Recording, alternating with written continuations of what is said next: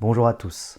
Alors vous avez été plusieurs à me demander de continuer des vidéos sur Terraform et j'espère que cette nouvelle vidéo vous sera utile pour bien appréhender les bases de Terraform. Alors, vous avez maintenant suffisamment de connaissances et de compétences sur Terraform pour créer des configurations valides, mais les exemples vus jusqu'à présent ont codé en dur les valeurs dans les scripts de configuration. Et Terraform peut inclure des variables pour rendre plus dynamique votre configuration et ainsi plus flexible. Aujourd'hui, nous allons voir comment mettre en place des variables et ainsi s'affranchir d'écrire des informations sur le déploiement en dur dans le script de Terraform. Vous êtes prêts? Allez, c'est parti, on regarde tout cela après le générique.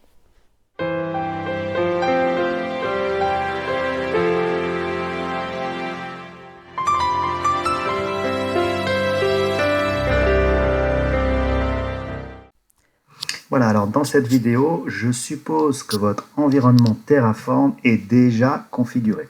Si ce n'est pas le cas, je vous conseille de regarder ma toute première vidéo sur Terraform afin de bien mettre en place l'installation de Terraform sur votre poste. Voici le lien ci-dessus. Alors, une fois votre environnement configuré, il peut parfois s'avérer utile d'avoir un fichier de variables pour déployer ses ressources Azure avec Terraform. C'est pour cela qu'il est possible de créer des déclarations de variables avec Terraform. Les déclarations peuvent apparaître n'importe où dans votre fichier de configuration. Cependant, il est recommandé de les placer dans un fichier séparé appelé variable.tf pour permettre aux utilisateurs de comprendre plus facilement comment personnaliser la configuration de votre déploiement du projet Terraform. Pour paramétrer un argument avec une variable d'entrée, vous devez d'abord définir la variable, puis remplacer la valeur codée en dur par une référence à cette variable dans votre configuration. Nous allons donc commencer par créer un dossier à la racine de notre lecteur C que nous allons par exemple appeler Terraform_AD. Donc je vais à la racine de mon lecteur C. Hop. Et je crée un nouveau dossier que je vais appeler Terraform_AD.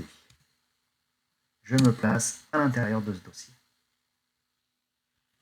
Alors, au cours de cette vidéo, nous allons voir ensemble comment mettre en place des variables au sein de Terraform. Je vais par la suite vous présenter donc deux autres vidéos qui vont permettre d'utiliser ces notions de déploiement de variables, d'importation et autres.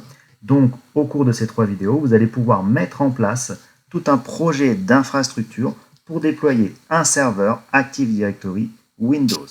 Donc, dans un premier temps, dans mon dossier Terraform_AD, je vais créer donc mon fichier de configuration, donc nouveau document texte. Attention à bien renommer l'extension. Et ce fichier de configuration, je vais l'appeler variable.tf. Voilà, je valide la création de ce fichier. Variable au pluriel, bien évidemment. Au sein de ce fichier, nous allons donc déclarer des variables pour notre déploiement Azure. Ici, nous allons simplement déployer un groupe de ressources et nous allons le déployer en France. Donc, j'inclus le code ici à mettre dans le fichier variable.tf. Voilà donc le code indiqué dans le fichier variable.tf. On retrouve dans un premier temps donc nos variables associées à l'environnement Azure, à l'abonnement Azure, puis le groupe de ressources et ensuite la localisation où sera déployé le groupe de ressources. Alors, il faut savoir que les blocs de variables ont trois arguments. Le premier argument, c'est la description, donc qui permet de décrire concrètement l'objectif de la variable. Ensuite, nous avons le type, qui correspond donc au type de données contenues dans la variable. Puis, nous avons la valeur par défaut, qui sera bien sûr non obligatoire, mais qui permet, si elle reste la même ou en cas d'oubli, d'affectation d'une valeur, d'alléger le fichier de configuration, d'alléger le fichier de valeur de nos variables que nous allons maintenant étudier. Alors, personnellement, je vous recommande de définir une description et un type pour toutes les variables et de définir une valeur par défaut lorsque cela est possible.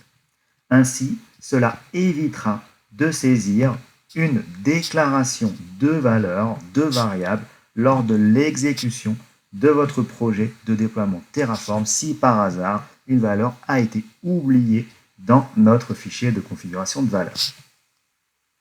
Si vous ne définissez pas de valeur par défaut pour une variable, vous devez attribuer une valeur avant que Terraform puisse appliquer la configuration actuelle. Nous passerons en revue certaines façons d'attribuer des valeurs aux variables un peu plus loin dans ce tutoriel. Attention, les valeurs de variables doivent être obligatoirement des valeurs littérales et ne peuvent pas utiliser de valeurs calculées telles que des attributs de ressources, des expressions ou d'autres variables par exemple. Alors il faut maintenant que nous fassions référence à nos variables dans notre fichier de configuration principal, le fameux main.tf, avec le code suivant, donc var.variablename où variablename sera remplacé par le nom réel de la variable. Nous allons donc écrire notre fichier de déploiement main.tf pour utiliser les nouvelles variables déclarées précédemment. Donc je vais créer mon fichier de configuration main.tf toujours dans le dossier terraform_ad. Donc je le nomme main.tf. Voilà. Je l'ouvre et je lui indique donc le code inséré. Ok, alors nous avons déclaré nos variables, mais vous allez me dire comment affectons-nous les valeurs de la souscription et le nom de notre groupe de ressources, étant donné qu'elles n'ont pas de valeur par défaut. Et vous avez bien raison, nous avons indiqué une valeur par défaut pour notre variable location, mais pas pour les autres. Il est donc important de créer un troisième fichier permettant d'attribuer des valeurs aux variables. Je vais donc créer un troisième fichier nommé terraform.tfvars dans notre dossier terraform_ad. Terraform.tfvars. Je l'ouvre. Voilà, et donc je rajoute le code dans notre fichier terraform.tfvars, donc les valeurs associées à mon abonnement Azure, puis les valeurs associées à ma localisation et à mon groupe de ressources, donc le nom de mon groupe de ressources qui sera infra-az-rg. Voilà, donc je sauvegarde bien ces trois fichiers, le fameux main.tf, variable.tf et terraform.tfvars, donc n'oublie pas de les sauvegarder. Et à partir de là, on va pouvoir donc maintenant déployer notre ressource via nos fameuses commandes de Terraform. J'ouvre donc ma console DOS, je me place dans mon dossier Terraform_ad et donc je lance la première commande d'initialisation, le fameux Terraform init.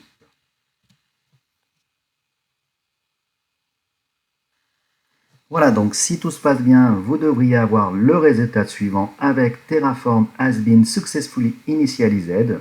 Et nous allons donc pouvoir maintenant passer à la deuxième commande. Nous allons maintenant donc pouvoir exécuter la fameuse commande plan.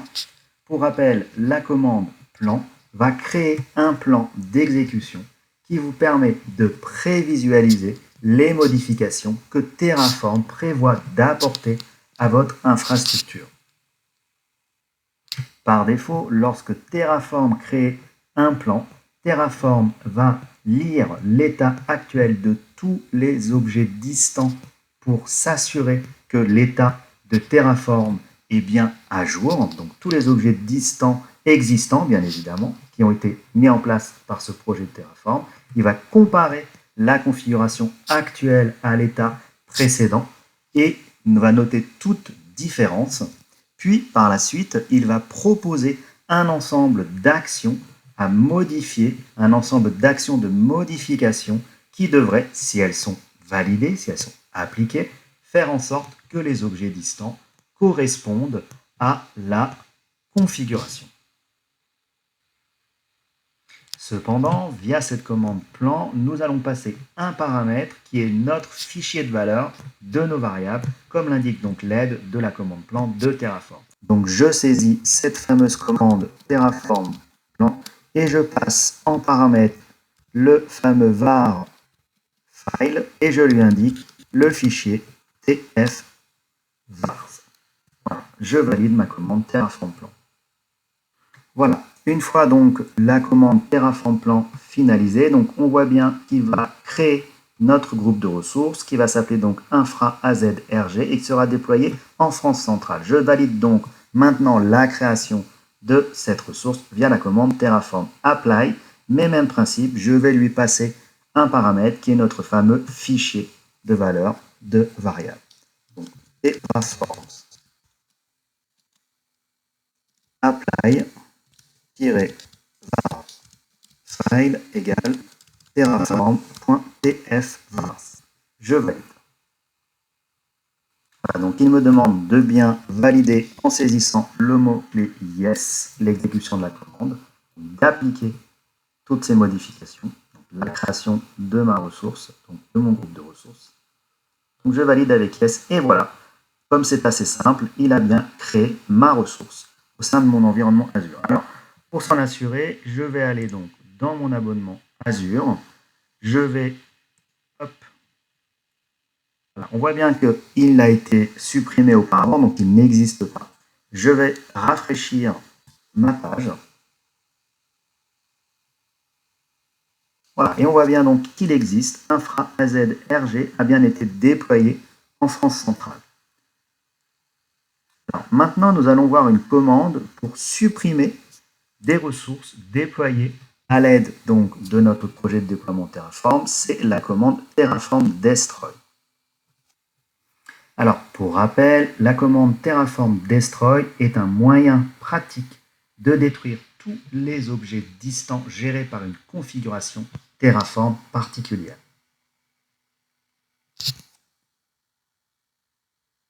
Alors, bien que vous ne vouliez généralement pas détruire des objets à longue durée de vie dans un environnement de production, Terraform est parfois utilisé pour gérer des infrastructures éphémères à des fins de développement, par exemple, auquel cas, vous pouvez donc utiliser la commande Terraform Destroy pour bien détruire l'ensemble, voire même donc nettoyer l'ensemble des objets temporaires une fois que vous avez terminé votre déploiement, d'exécuter votre script, une fois que vous avez validé votre configuration Terraform. Voilà. Donc on va donc maintenant mettre en place cette fameuse commande Terraform Destroy pour supprimer tout ce qui a été déployé au sein donc de mon environnement Terraform, donc juste ce groupe de ressources et non pas ce qui a été créé auparavant dans Azure. Je lance donc ma commande Terraform Destroy. Je valide en tapant donc Yes.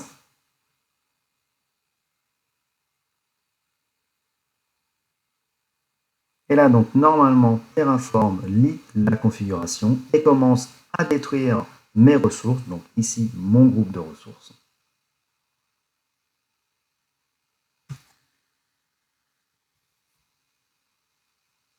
Et au bout de quelques secondes, mon groupe de ressources est supprimé. Alors, je vais m'en assurer. Je vais aller rafraîchir ma page de mon abonnement Azure.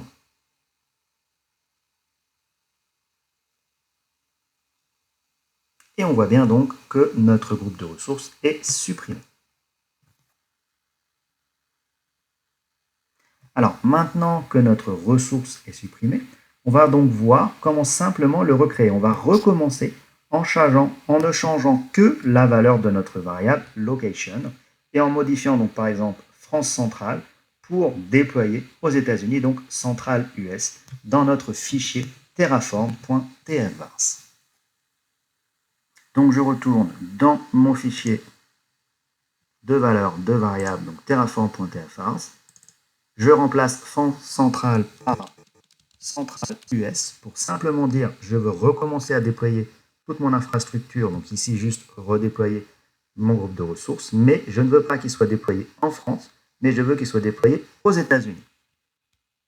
Toute l'utilité donc de ces fameuses variables. Donc central US, je sauvegarde bien évidemment, et je vais pouvoir réexécuter mes commandes en commençant donc par la fameuse commande d'initialisation.